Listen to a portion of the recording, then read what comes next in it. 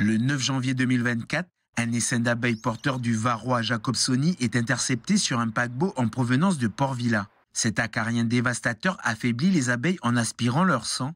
Présent chez nos voisins, il représente une menace sérieuse pour les ruchers calédoniens. Ça serait une catastrophe, surtout pour tout ce qui est tous les petits apiculteurs qui à mon avis, ne sauront pas et n'auront pas l'envie d'investir avec tout le tas de contraintes du traitement pour essayer de sauver leur ruche, quoi. Ça va être une hécatombe en Calédonie, quoi. Dès l'incident, un maillage de pièges s'est installé à Nouméa. En février 2024, plus de 23 000 abeilles ont été capturées et analysées. Bonne nouvelle, aucun varroa et toutes sont locales.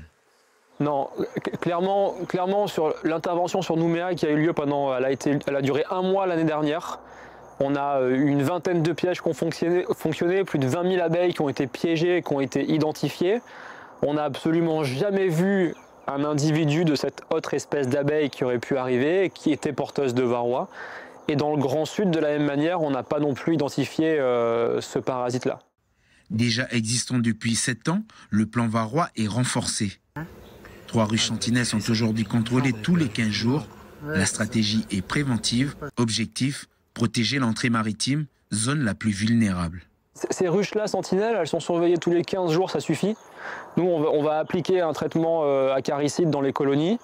Et du coup, n'importe quel acarien qui serait en contact avec cet acaricide-là, en fait, meurt dans la colonie, tombe au fond de la colonie. Et en bas des ruches, on a des plaques graissées. Et du coup, qu'on vient contrôler visuellement. Et on verrait du coup le parasite qui serait tombé mort au fond de la colonie. La ville de Nouméa vient de durcir ses règles depuis le mois de mars.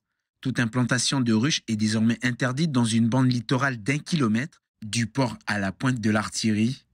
Quand on regarde cette zone où on n'a plus le droit aujourd'hui d'implanter de nouvelles ruches, de nouveaux ruchers, c'est quelques kilomètres carrés à l'échelle de la Calédonie. C'est quasiment rien, donc c'est pas ça qui va entraver ou empêcher une activité apicole, une activité de production de miel. Mais par contre, c'est ça qui nous apporte un outil supplémentaire dans notre capacité de pouvoir répondre rapidement à une crise et surtout de limiter les chances de contact. Si le varroa s'installe, les conséquences seraient lourdes pour les apiculteurs amateurs et professionnels. Baisse de la production, traitement chimique régulier et donc une perte de gage de qualité d'un miel sans traitement.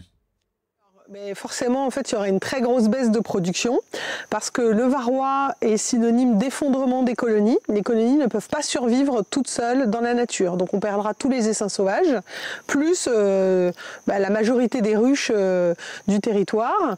Il nous faudra du temps pour s'adapter parce qu'en fait, les traitements existent, mais on ne sait pas bien les appliquer en zone tropicale. À ce jour, aucun parasite varroa n'a été détecté en Nouvelle-Calédonie, selon le réseau de surveillance, une situation encore préservée alors que tous les pays voisins, eux, sont déjà touchés par le varroa destructor et le varroa jacobsoni, 2 menaces majeures pour les abeilles.